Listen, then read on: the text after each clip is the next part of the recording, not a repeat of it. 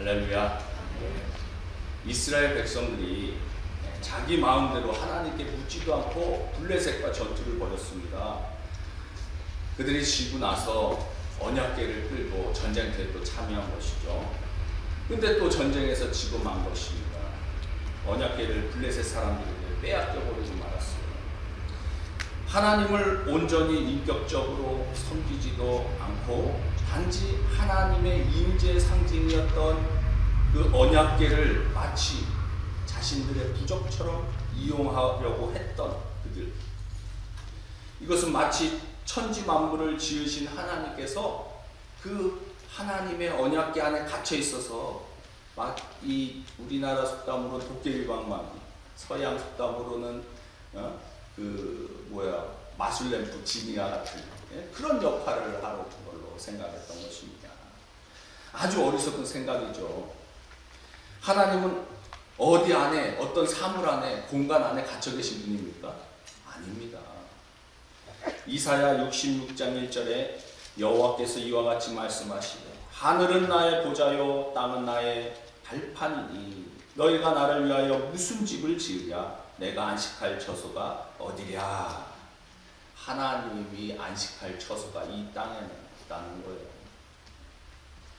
언약궤는 하나님께서 그의 자비와 긍휼로 그 자리에 임재해 주시는 것 뿐이지 하나님이 거기에 매여 있는 부속물이 아니라는 겁니다. 그런데 이스라엘 사람들은 왕이 없어 각자 자신의 소견대로 하나님의 언약궤를 자신들의 전쟁에서 이기는 부적으로 사용한 것이죠. 언약궤를 가지고 오면 우리가 이길 수 있을 것이다. 그런데 도리어 더 크게 패배하여 이스라엘은 하나님의 언약궤를 블레셋에 빼앗기고 말아버립니다. 블레셋은 전쟁에서 이스라엘 백성들 3만 명을 죽이고 언약궤를 승리의 전리품으로 가져가 버린 거예요. 그런데 하나님께서는 빼앗긴 언약궤를 도로 이스라엘로 돌아오게 하셨어요. 누가 하셨어요? 하나님 스스로 하신 거예요. 오늘은 돌아오는 언약궤라는 제목으로 말씀을 선포하고자 합니다. 블레셋 사람들이 전쟁에서 이기면 하는 의식이 있었어요. 뭐예요? 전리품을 가져다가 그들의 신상, 이 다곤 신 앞에 갖다가 바치는 겁니다. 그것이 그들의 간습이었다는 것이에요. 자신들이 섬기는 다곤 신, 밑에는 물고기고 위에는 사람의 모양을 한 형상인 그 다곤 신 앞에 하나님의 언약궤 우리가 이겼다 바치는 거예요. 이는 마치 이스라엘의 신이 우리의 신 앞에 졌다 이것을 말하고 있는 겁니다. 그런데 황당한 일이 벌어지죠. 하루는 다곤신이요, 이 다곤신이 서 있으면 탁 땅에 엎드려 버린 거예요. 엎어진 겁니다. 전체가 땅에 엎어져서 언약궤 앞에 절하는 모습, 경배하고 있는 거예요. 야, 이거 이상하다. 누가 이걸 쓰러뜨렸나 감히. 그리고 다시 이렇게 세웠네? 왜 다음날 또 어떤 일이 벌어져요? 몸뚱아리는 가만히 있는데 손목이 잘리고 머리가 두 동강이 나가지고 손하고 머리가 절하고 있는 거예요. 경배하고 있는 겁니다. 누구 앞에? 언약궤 앞에 경배하고 있는 거예요. 이것은 무엇을 상징합니까? 머리가 끊겨졌다라는 것은 머리가 없으니까 생각할 수도 없고, 손이 끊겨졌다는 것은 능력도 행할 수 없는 너희들이 섬기는 이 다곤이라는 것은 아무짝에도 쓸모없는 우상이다. 하나님이 그들한테 깨달을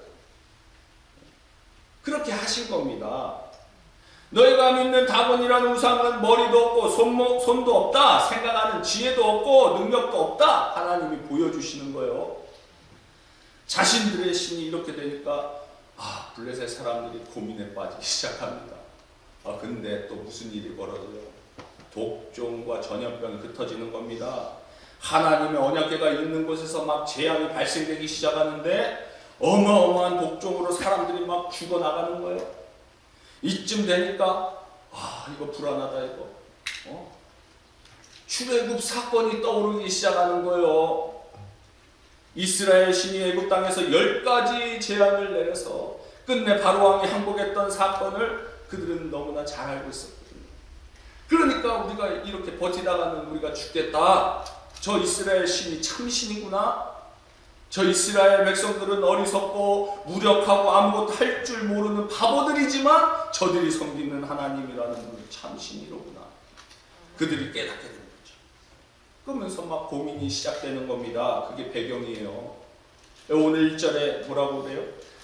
여호와의 괴가 블레셋 사람들의 지방에 있은 지 7달이라 7달 동안 어떻게 할 줄 모르는 겁니다. 그들이 계속해서 전염병이 막 퍼지고 사람들이 죽어나가고 막 재앙이 일어나는 겁니다. 그러니까 어떻게 해요? 그들이 제사장들과 복술자를 찾는 겁니다. 2절에 블레셋 사람들이 제사장들과 복술자들을 불러서 이르되 우리가 여호와의 궤를 어떻게 할까? 그것을 어떻게 그 있던 곳으로 보낼 것인지 우리에게 가르치라. 전쟁에서 이겼다고 그냥 신이 나갔고 하나님의 언약궤를 끌고 왔는데 하나님의 능력을 그들이 깨닫게 되고 재앙을 경험하고 나니까 어떻게 하면 좋을지 제사장들과 복술자들에게 묻는 거예요. 복술자는 오늘날로 말하자면 포춘텔러, 점쟁이에요. 점쟁이. 그들에게 찾아간 겁니다. 3절에 그들이 이르되 이스라엘 신의 궤를 보내려거든 거저 보내지 말고 그에게 속건제를 드려야 할지니라. 그리하면 병도 낫고 그의 손을 너희에게서 옮기지 아니하는 이유도 알리라 하니. 그들은 여호와의 언약궤를 이스라엘의 신의 궤다 이렇게 표현해요. 이스라엘 신을 그들은 어떻게 이해했습니까? 이스라엘을 애굽에서 구원해 주시고 광야에서 40년 동안 지켜주신 가나안 땅을 점령하도록 도와주신 신으로 이해하고 있는 것이죠. 아무래도 블레셋과 이스라엘은 인접 국가였어요. 옆에 있는 네이버였다는 것입니다. 그러니까 그들을 통하여 여호와의 하나님이 어떤 하나님인지 다 이야기를 들었던 것이죠. 그러면서 속건제가 무엇입니까? 속건제는 하나님께 범죄했을 때 혹은 하나님의 성물을 함부로 범했을 때 그 원래 가격보다 5분의 1을 더해서 배상하는 제도인 것입니다. 그러니까 이들이 그런 이야기를 들었을까요? 못 들었을까요? 들었겠죠. 자세한 내용은 알지 못하겠지만 그냥 보내면 안 될 것 같은 거요. 뭔가 이거 배상을 치러야 되지 않을까 생각한 거죠. 그에게 속건제를 드려야 할지니라. 어디에 드립니까? 하나님께 드려야 한다는 거예요. 여기서 우리가 보는 것은 우상을 섬기던 블레셋 사람들이 적어도 여호와의 궤를 존중하고 하나님을 두려워한다라는 겁니다. 여호와의 궤를 그냥 가져다 놓으면 안 될 것 같은 거죠. 그들이 잘못을 이 대가를 치르는 것이 속건제인 것이요. 블레셋 사람들도 재앙을 겪자 자신들이 잘못한 것에 대한 그 배상을 좀 해야 될 것 같으네. 그래서 제사장들과 복술자들이 이것을 배상을 해서 보내라. 그러면 너희들이 치료도 되고 회복이 될 것이다. 이런 거예요. 그런데 이스라엘 백성들은 어땠습니까? 신뢰했던 지성소에서 거룩한 하나님의 언약궤를 뽑아다가 그냥 전쟁터에서 부적처럼 사용했잖아요. 거리낌 없이 빼온 겁니다. 두려움도 없고 참 대두적이지 않습니까? 하나님을 모르는 자들은 하나님의 언약궤를 하나님의 그 여호와의 신의 궤를 두려움과 경외심으로 바라보고 있는데 정작 그의 백성들은 두려움도 없고 경외심도 없는 겁니다. 우리가 하나님을 믿되 과연 하나님의 능력을 온전히 알고 나의 지식보다 내 생각보다 훨씬 더 큰 분이라는 것을 우리가 믿고 살아가고 계십니까? 아니면 하나님을 단지 나를 도와주는, 내가 위기에 빠졌을 때 나를 좀 도와주는 그런 분으로 여기고 계십니까? 우리는 하나님을 나의 인생의 주인으로 모시고 살아가고 계십니까? 아니면 나를 도와주는 심부름꾼으로 여기고 살아가고 계십니까? 과연 우리에게 하나님은 내 인생을 결정하는 분입니까? 아니면 내 선택을 지지해주는 분입니까? 이스라엘 백성들이 바라봤던 언약궤와 블레셋 사람들이 바라봤던 이 언약궤는 상당히 달랐다는 겁니다. 오히려 더 이스라엘 밖에서 하나님은 믿지 않는 자들로부터 존귀 여김을 받으셨다는 거예요. 존중을 받으셨다는 겁니다. 그들이 어떻게 속건제를 드립니까? 4절에 그들이 이르되 무엇으로 그에게 드릴 속건제를 삼을까 하니 이르되 블레셋 사람의 방백의 수요대로 금독종 5과 금지 5마리라야 하리니 너희와 너희 통치자에게 내린 재앙이 같음이니라. 예. 똑같은 재앙의 모습대로 독종의 모습, 쥐의 모습 형상으로 금으로 만들어서 드려라 이 얘기하는 겁니다. 그러니까 이스라엘 신이 너희와 너희 통치자들에게 재앙을 내렸다는 거죠. 내렸다는 말은 뭐예요? 위에서 왔다는 거, 하나님이 내렸다는 거죠. 그 재앙이 그냥 벌어진 것이 아니라 여호와의 신이 내리셨다는 겁니다. 그러니까 이 재앙에서 회복될 방법이 필요한데 이 속건제를 드리는데 그들이 이스라엘의 그 역사가 떠오르는지 몰라요. 그러니까 이 전에 들은 게 있었던 것 같아. 무슨 사건입니까? 광야의 불뱀 사건. 무슨 일이 있었어요? 불뱀이 이스라엘 사람들을 막 죽게 했을 때 모세가 간절히 기도하잖아요. 하나님께 용서를 구하잖아요. 그때 노수로 만든 뱀을 들어 올려라. 그러니까 그들이 뱀에 물렸으니까 뱀으로 만든 형상을 들어 올려서 그것을 바라보는 자마다 살리라 이렇게 했거든요. 그러니까 무슨 말이에요? 그들이 생각할 때 똑같이 독종으로 전염병으로 죽게 되니까 똑같이 만들어서 금으로 만든 거 하나님 앞에 드리면 산다 이렇게 여긴 거예요. 예. 희망을 갖게 된 거죠.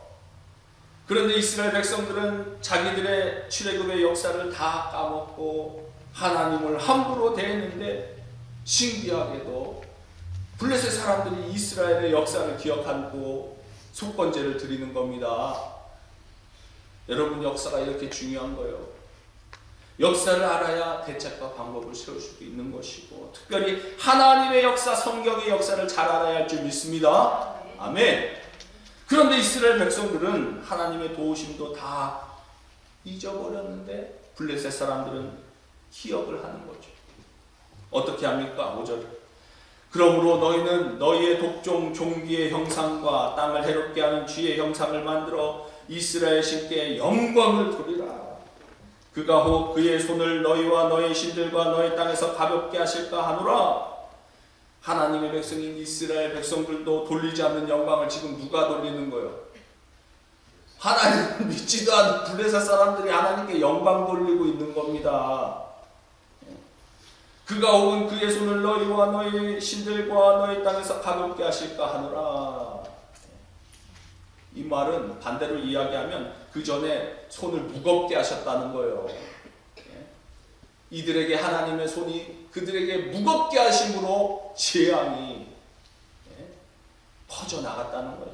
어떤 일을 겪었습니까? 그들이 사무엘상 5장 6절 7절 여호와의 손이 그들의 고백에 여호와의 손이 아스돗 사람에게 엄중히 더하사 독한 종기의 재앙으로 아스돗과 그 지역을 쳐서 망하게 하니 망하게 했다는 거예요.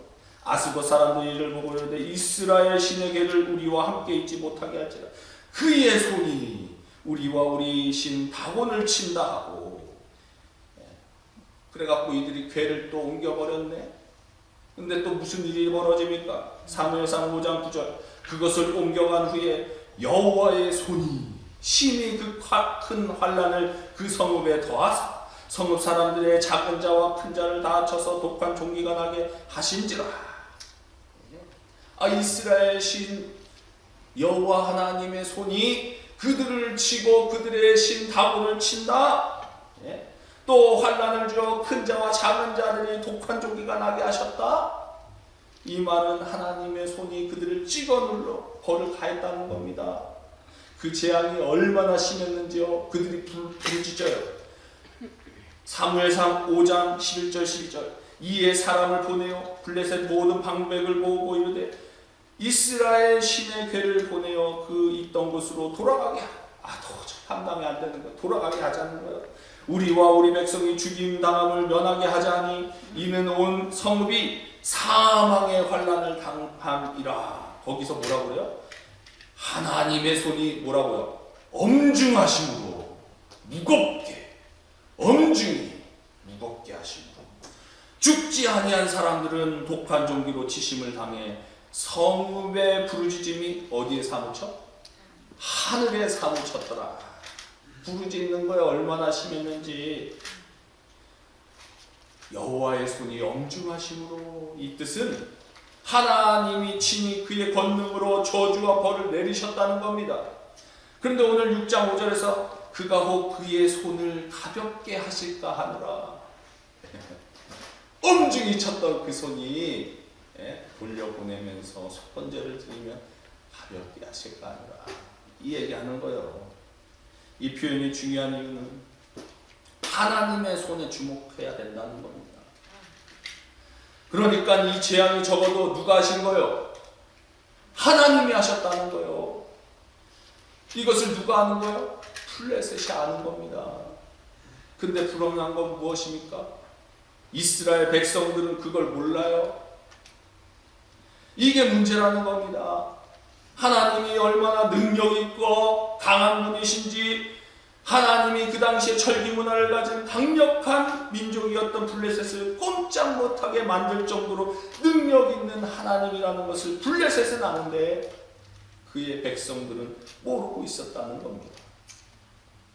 그러면서 그들은 이스라엘 역사를 또한 떠올리죠. 6절에 애굽인과 바로가 그들의 마음을 완악하게 한 것 같이 어찌하여 너희가 너희의 마음을 완악하게 하겠느냐. 그가 그들 중에 재앙을 내린 후에 그들이 백성을 가게 함으로 백성이 떠나지 아니하였느냐. 이 말은 무슨 말입니까?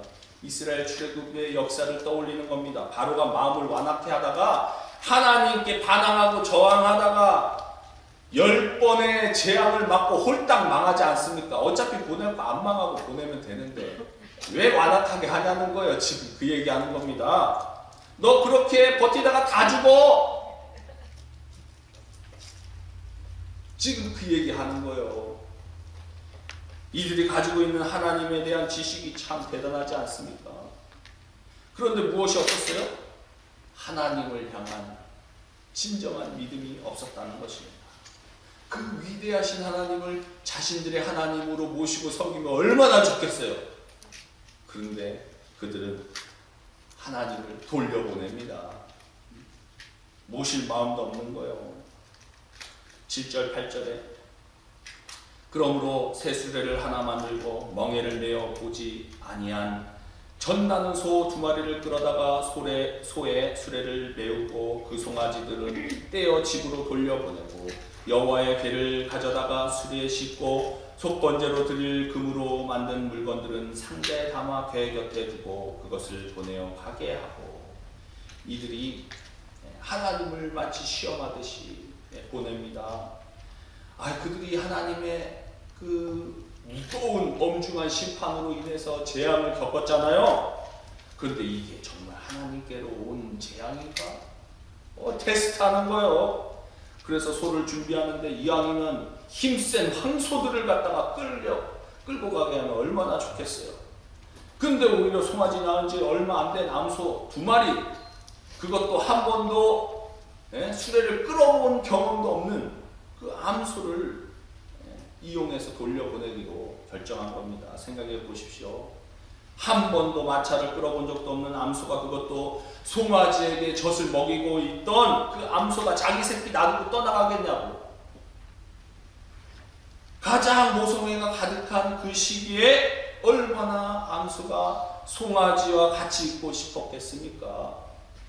그런데 새끼를 억지로 떼어내고 반대 방향으로 그 여호와의 궤와 속건 제물을 씌운 마차를 가지고 그 끌고 가도록 한 겁니다. 이스라엘 지역으로. 9절에 뭐라고 합니까? 보고 있다가 만일 궤에 그 본 지역 길로 올라가서 벳세메스로 가면, 유다 지역이에요. 벳세메스로 가면 이 큰 재앙은 그가 우리에게 내린 것이요, 그렇지 아니하면 우리를 친 것이 그의 손이 아니요 우연히 당한 것인 줄 알리라 하니라. 상식적으로 생각할 때 암소가 이스라엘로 갈 이유가 있어요, 없어요? 없습니다. 정말 암소가 새끼들을 놔두고 가버린다면 이것은 이 큰 재앙은 우연히 일어난 것이 아니다. 그들이 테스트한 거죠. 모성애를 극복할 만큼 이스라엘로 가면 이것은 분명 하나님이 재앙을 내리셨다. 그들이 인식하겠다는 겁니다. 자신들이 볼 때 하나님이 한 것 같은데 혹시 아닐 수도 있으니까 한번 시험해 본 거죠. 그들이. 나름 블레셋 사람들이 머리가 좋았다는 겁니다. 하나님이 하셨나 안 했나. 이스라엘의 신으로 국한시키고 하나님을 자신들의 신으로 받아들일 마음은 없었지만 이게 이들의 한계였지만 그들은 나름대로 정말 이게 하나님으로부터 온 재앙인지를 알고 싶었던 거예요. 아무튼 이들은 송아지들을 집에 가두고 여호와의 언약궤와 속건 제물을 실은 제물을 수레에 암소가 끌고 가도록 갔다는 거예요. 엄마 소를 떠난 송아지의 반응이 어떻겠어요? 얼마나 제꼈겠습니까? 엄마 빨리 돌아와. 송아지가 얼마나 울었겠냐고. 예? 근데 그 소리를 들은 암소들이 송아지 쪽으로 돌아가면 어떻게 되는 거예요? 하나님은 아무것도 아닌 게 돼버리는 것입니다.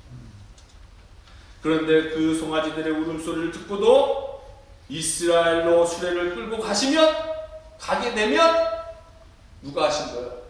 하나님이 하신 게 증명이 되는 거죠. 그 하나님을 테스트한 결과가 어떻게 돼요? 12절에 암소가 벳세메스 길로 바로 행하여 대로로 가며 갈 때에 울면서 간 거예요. 좌우로 치우치지 아니하였고 블레셋 방백들은 벳세메스 경계선까지 따라가니라. 좌우로 치우치지 않고 대로를 향하여 곧장 벳세메스 유다 지역으로 마차를 끌고 간 것입니다. 수레를 끌고 간 것입니다. 이 소는 한 번도 수레를 끌어본 적도 없고 자기 새끼를 놔두고 울면서 이스라엘 땅으로 가더라는 거죠. 누가 하신 거예요? 하나님이 하신 거예요. 하나님께서는 지금 누구도 움직이는 거예요? 미물, 동물도 움직이는 거예요. 소들도 움직이는 거예요. 이 암소마저 움직이면서 하나님은 지금 뭘 보여주시는 것입니까? 블레셋에게 이 모든 건 내가 했다. 내가 천지를 지은 여호와 하나님이다. 내가 너희가 섬기는 우상 다곤의 머리와 손을 잘라낸 신이다. 내가 너에게 독종을 일으켜 너에게 이스라엘을 건드리지 못하도록 내 백성을 친히 보호하는 신이다. 이것을 보여준 거예요. 그런데 여러분 재밌는 것은 이 본문을 이제 우리가 하나님의 손을 집중해서 봐야 되는데 그럼에도 불구하고 이 본문에 대해서 좀 다르게 해석하는 경우들이 있어요. 어떻게 해석하냐? 이 벳세메스로 가는 암소들에게 집중해서 우리도 이렇게 해야 된다. 그렇죠? 이 소처럼 해야 된다는 거예요. 이 소를 봐라. 얼마나 헌신적이냐. 자기 새끼들도 놔두고 이렇게 울면서 좌우로 치우치지 않고 언약궤를 끌고 가는 이 소를 봐라. 얼마나 순종적인가. 충성을 다하는 모습이냐. 우리도 이래야 한다. 여러분 이런 설교 들어보셨어요? 전체 맥락을 봐야 되는데 그죠? 여러분 이 암소가 과연 헌신적이어서 울면서 간 거예요? 왜 울었을까요? 본성에 어긋나는 거예요. 본성을 이겨낼 만큼 이 암소들이 사명감으로 투철해갖고 이 언약궤를 끌고 내가 저 이스라엘로 끝까지 끌고 가겠다. 이게 암소의 마음이었어요? 아니잖아요. 이 암소들이 울었다는 것은 본성을 거슬린 겁니다. 자기 마음은 새끼들에게 가고 싶은데 그거 못 가는 거예요. 왜요? 하나님이 이 암소들로 하여금 앞발과 뒷발을 움직여서 막 가게 만드는 겁니다. 하나님이 그 암소들의 몸을 끌어 움직이는 거예요. 여러분 이게 정말 위대한 거 아닙니까? 하나님이 그 말 못하는 미물 암소를 움직이면서까지 이스라엘로 가게 하시는 하나님의 손이 중요하다는 거예요. 무슨 소가 사명을 알아가지고 뭐 그렇게 대단하게 소가 결단해서 그쪽으로 갑니까? 충성을 합니까? 결국 암소들은 어떻게 되는 거예요? 베세메스 사람들이 그 언약궤를 보고 너무 좋아서 이 수레를 장작으로 팬 다음에 이 암소들을 제물로다가 하나님 앞에 번제를 드리는 거예요. 이것을 가지고 성도들은 주의 이름을 위해서 끝까지 헌신하다가 번제로 드려져야 된다. 얼마나 감동적으로 이렇게 끝을 맺습니까? 여러분, 이 암소들이 그러고 싶어서 그런 거예요? 아닙니다. 하나님이 하신 거예요. 하나님이 움직이신 거예요. 이 암소들이 대단히 충성스러운 소여서 그런 게 아니라 그 미물까지도 움직이시는 하나님, 그 미물까지도 이 암소들을 주관하시는 하나님을 봐라. 이게 오늘 우리에게 말씀하는 내용입니다. 우리가 잘못 성경을 내 방식대로 이해하면 안 되는 거예요. 여러분, 하나님의 법궤는 누가 옮겨야 합니까? 제사장들이 어깨에 짊어지고 옮겨야 합니다. 그런데 지금 이 블레셋 사람들이 하나님의 언약궤를 어디에 옮기게? 수레에 옮기는 거예요. 굉장히 무식한 짓이죠. 왜냐하면 블레셋 사람들은 율법을 모르기 때문에 괜찮아요. 그런데 사무엘하 6장에 보면 다윗이 하나님의 언약궤를 옮길 때도 마찬가지로 수레를 옮기다가 어떤 일이 발생합니까? 나본 타작마당에 이르렀을 때 소들이 뛰어서 궤가 떨어지려고 할 때에 이 우사가 떨어지지 않으려고 언약궤에다가 탁 손을 댔더니 그 자리에서 직사하고 마는 겁니다. 나중에 이게 어떻게 된 영문인지, 그 율법에 어떻게 옮기게 되는지를 알고 나서 제사장들을 통해서 어깨에 메고 짊어지고 가는 거예요. 따라서 블레셋의 재앙을 내리시고 암소들을 통해 돌아온 언약궤를 통하여 우리는 하나님이 얼마나 위대한 하나님이신가를 묵상해야 하는 것입니다. 블레셋 방백들은 이 암소들이 잘 가나 안 가나 계속 쫓아왔어요. 그리고 하나님의 역사를 두 눈으로 처음부터 마지막까지 똑똑히 지켜봤습니다. 그동안 있었던 일이 결코 우연히 일어난 것이 아님을 알게 된 것이죠. 하나님은 자신의 영광을 위하여 사람뿐만 아니라 미물인 짐승까지도 사용하신다는 겁니다. 저는 오늘 본문의 결론을 이렇게 맺고 싶습니다. 하나님의 임재를 상징하는 언약궤가 이스라엘로 돌아오게 하셨다. 이 말은 무슨 뜻입니까? 하나님께서는 하나님의 백성인 이스라엘을 포기하지 아니하시고 다시 일으켜서 하나님의 임재가 가득한 백성들로 사용하시고자 했다는 것입니다. 아멘. 우리도 사실 이스라엘 백성들과 별반 차이 없이 신앙생활 할 때가 너무나 많이 있다는 겁니다. 여전히 내 생각, 내 지혜, 내 판단으로 하나님을 이용하며 살아가고 있어요. 그러나 이런 와중에도 하나님께서는 거룩하신 권능의 손을 드셔서 능력을 행하시고 나의 대적을 물리치고 계시다는 것입니다. 할렐루야. 하나님은 강하시고 능력이 있으시며 선하셔서 하나님은 이 땅 가운데 올바른 길로 우리의 삶을 인도하고 계시다는 사실입니다. 여러분, 점점 시간이 지나가면서 느끼는 것은 무엇입니까? 정말 나는 아무것도 아니구나. 나는 정말 별거 아니구나. 이 생각 들지 않으세요? 나이가 들어가면 들어갈수록 내가 정말 별거 아니구나 느끼게 되는 겁니다. 여러분, 직장과 사업체에서도 많이 느끼셨을 것이고 저도 교회에서 목회를 하면서 참으로 많이 느낍니다. 나는 별거 아니구나. 정말 나는 할 수 있는 것이 아무것도 없구나. 하나님께서 하지 아니하시면 안 되는 겁니다. 하나님이 하지 아니하시면 우리의 자녀들도 어떻게 할 수 없다는 겁니다. 하나님이 하지 아니하시면 우리의 사업도 경영할 수 없다는 겁니다. 하나님이 하지 아니하시면 교회도 교회다워질 수 없다는 겁니다.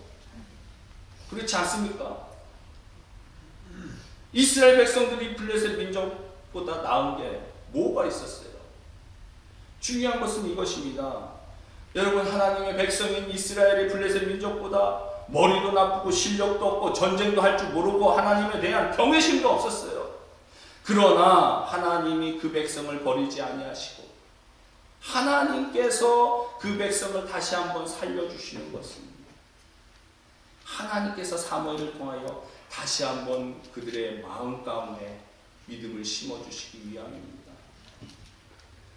블레셋처럼 천리 문명을 가지고 능력 있고 힘 있고 지혜 있는 자, 이런 자를 하나님이 쓰시는 것이 아니라 하나님이 택하신 사랑하시는 그 하나님의 자녀들, 그 자녀들이 비록 연약하고 힘없고 자랑할 것 없어도 하나님은 그 백성을 사용하신다는 겁니다. 할렐루야. 이처럼 하나님이 선택한 하나님의 자녀를 통하여 하나님은 세상을 변화시키고 우리의 인생을 구원하시는 줄 믿으시기 바랍니다. 아멘. 그러나 이스라엘 백성들은 그냥 하나님이 그냥 사용하시겠어요? 이스라엘 백성들 아니요. 미스바 성에서 그들이 회개하고 돌이켰을 때 하나님이 그들을 통하여 회복시켜 주시는 줄 믿으시기 바랍니다. 신실하신 하나님의 말씀을 믿고 신뢰하고 순종하는 하나님의 백성을 통하여 하나님의 나라를 회복해 주신다는 겁니다. 우리는 고백해야 하는 것이, 우리는 비록 무력하다, 하나님은 능력의 하나님이신 줄 믿어야 합니다. 우리는 아무것도 할 수 없으나 그러나 하나님께서는 모든 것을 하실 수가 있고 하나님은 천지 만물의 주인이심을 믿습니다. 이러한 고백 가운데 오늘 본문에서 보여주시는 것처럼 하나님께서는 블레셋이라고 하는 이방인들에게 재앙을 내리시고 하나님의 권능을 보이시고 출애굽의 역사를 떠올리게 하시고 그리고 한낱 미물인 이 암소들까지도 신이 인도하셔서 하나님의 능력을 보이신 것입니다. 하나님은 여전히 살아계시고 이 세상을 주관하시는 전능하신 하나님이십니다. 그 하나님을 우리가 속일 수 있어요? 안 되는 거예요. 속일 수가 없습니다. 하나님을 믿지 않던 블레셋으로 하여금 하나님의 살아계심과 권능을 보이셨는데 그들은 하나님을 온전히 섬기지 않았습니다. 우리도 만일 전지전능하신 하나님을 인격적으로 대하는 것이 아니라 습관적으로 부족처럼 여기며 신앙생활을 한다면 우리는 다시 우리 자신을 돌아봐야 한다는 것입니다. 하나님을 경외하실 수 있기를 바랍니다. 두렵고 떨림으로 하나님의 통치 가운데 우리가 살아가야 된다는 것입니다. 하나님의 임재 가운데 날마다 주님을 의지하고 오늘도 약하고 천한 우리가 하나님의 능력으로 이 세상을 변화시키는 하나님의 자녀로 쓰임받으실 수 있는 저와 여러분들 다 되시기를 주님의 이름으로 축원드립니다. 기도하겠습니다.